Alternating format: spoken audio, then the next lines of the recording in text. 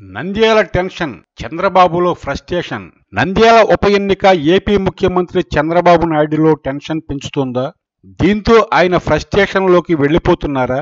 ఈ ప్రశ్నలు కంగారు పెడుతోంది సామాన్యులను కాదు, తెలుగుదేశం పార్టీ నాయకులనే.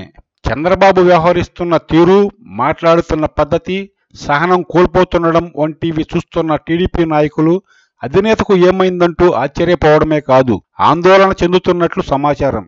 అనుక్షణం ఆయన నంద్యాల గురించే ఆలోచిస్తున్నారు. ఈ ఉప ఎన్నికను దృష్టిలో పెట్టుకుని ఇద్దరు నాయకులకు గవర్నర్ కోటాలో ఎమ్మెల్సీ పదవులు ఇచ్చారు. అన్న క్యాంటీన్లతో సహా వివిధ పథకాలు ప్రవేశపెడుతున్నారు. ఆకర్షణీయమైన హామీలు ఇస్తున్నారు. సమావేశాలు పెట్టి మాట్లాడుతున్నారు. చేస్తున్న ప్రతి పనిలో నంద్యాలను దక్కించుకోవాలనే ఆరాటమే కాకుండా అది చేజారిపోతే పరువు పోతుందనే భయం కూడా తీవ్రంగా ఉన్నట్లు టీడీపీ నాయకులు కొందరు చెబుతున్నారు. ముఖ్యంగా బహిరంగ సభల్లో సహనం కోల్పోవడం, పొంతన లేకుండా మాట్లాడడం ప్రజలకు తప్పుడు సంకేతాలు ఇస్తుందని, పార్టీ పట్ల చులకన భావం ఏర్పడుతుందని భావిస్తున్నారు. చంద్రబాబు ఫ్రస్ట్రేషన్లో ఉన్నట్లు ఇదివరకు మీడియాలో వార్తలు వచ్చాయి. తాజాగా నంద్యాలలో జరిగిన ఓ సభలో సమస్యలు చెప్పుకున్న వారిని బాబు తూలనాడడం నాయకులను ఆశ్చర్యపరిచింది.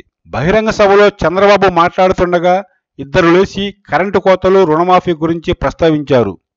దీంతో కోపోద్రిక్తుడైన చంద్రబాబు ఇది తప్పుడు సమాచారమని, రుజువైతే కేసులు పెట్టి జైలుకు పంపిస్తారని హెచ్చరించారు. అధినేత సాధారణ నాయకుడిలా సహనం కోల్పోవడం టీడీపీలో చర్చనీయాంశమైంది. ఇలాంటి బెదిరింపులు, హెచ్చరికలు ముఖ్యమంత్రి ఫ్రస్ట్రేషన్లో ఉన్నారనే సంకేతాలు జనంలోకి పంపుతాయని, రాజకీయంగా ఇది నష్టం కలిగిస్తుందని ఓ మంత్రి ఆఫ్ ది రికార్డుగా చెప్పారు. నంద్యాల ఉప ఎన్నిక ఒత్తిడితో పాటు సాధారణ ఎన్నికల ఆలోచనలు చంద్రబాబును ప్రశాంతంగా ఉంచడం లేదు. ఏడాదిన్నరలోగా రాజధానిలో ప్రధాన భవనాల నిర్మాణం పూర్తి కావాలి. పోలవరం ప్రాజెక్టు ద్వారా నీరివ్వాలి. కేంద్రం నుంచి అరకొర సాయం మినహా ఆశలు లేవు. బీజేపీతో పొత్తుపై ఊగిసలాట, అసెంబ్లీ సీట్ల పెంపుపై కేంద్రం తేల్చకపోవడం, ఇలాంటివన్నీ చంద్రబాబును కంగారు పెడుతున్నాయి.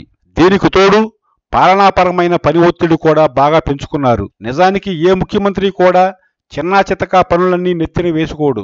చిన్న సమావేశం నుంచి పెద్ద సమావేశం వరకే తానే నిర్వహించడు. అదే పనిగా అక్కడికి ఇక్కడికి అవసరం లేకపోయినా తిరగక్కరలేదు.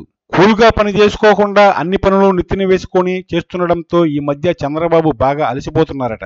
తనకు విశ్రాంతి దొరకడం లేదని తన మంత్రివర్గ సహచరులతో చెప్పుకున్నారట. వర్క్ లోడ్ పెరిగిపోయిందని బాధపడుతున్నారట. పార్టీ పరంగా, ప్రభుత్వ పరంగా సమావేశాల మీద సమావేశాలు నిర్వహిస్తుండడంతో అలసటకు గురవుతున్నారు. కుటుంబానికి దూరంగా ఉండడం కూడా ఆయన అలసటకు, ఒత్తిడికి కారణమంటున్నారు. అందుకే రోజులో కొంతసేపు విశ్రాంతి తీసుకోవాలని వ్యక్తిగత వైద్యులు, సన్నిహితులు ఆయనకు సలహా ఇచ్చారు. 67 ఏళ్ల చంద్రబాబు విశ్రాంతి లేకుండా పని చేయకూడదంటున్నారు. ఆయన ఏ పని చేసినా తన వయసును, ఆరోగ్యాన్ని కూడా దృష్టిలో ఉంచుకోవాలని సూచిస్తున్నారు. నిజానికి చాలా మంది ఆరోగ్యం కంటే చంద్రబాబు ఆరోగ్యం ఎంతో మెరుగు. భోజనం విషయంలో కూడా చాలా జాగ్రత్తలు పాటిస్తారు. అత్యంత క్రమశిక్షణగా ఉంటారు. అయినప్పటికీ వయసు ప్రభావం తప్పించుకోలేరు కదా. ప్రస్తుత ముఖ్యమంత్రులు నవీన్ పట్నాయక్, నితీష్ కుమార్, రమణ్ సింగ్, శివరాజ్ చౌహాన్ మొదలైన వారు ఒత్తిడికి గురి కాకుండా కూల్గా పనిచేసుకుంటున్నారని, చంద్రబాబు కూడా తన లైఫ్ స్టైల్ మార్చుకోవాలని వైద్యులు చెప్పారు. మధ్యాహ్న భోజనం తర్వాత కనీసం 2 గంటలు విశ్రాంతి తీసుకోవాలని సూచిస్తున్నారు. గత 8-9 నెలల నుంచి చంద్రబాబు విపరీతంగా పనిచేస్తున్నారని చెప్పారు. ప్రతి సమావేశానికి ముఖ్యమంత్రి హాజరు కానవసరం లేదని, గంటల తరబడి మీటింగులు నిర్వహించాల్సిన అవసరం లేదని భావిస్తున్న అధికారులు ఈ విషయంలో చంద్రబాబును కన్విన్స్ చేయలేకపోతున్నారట.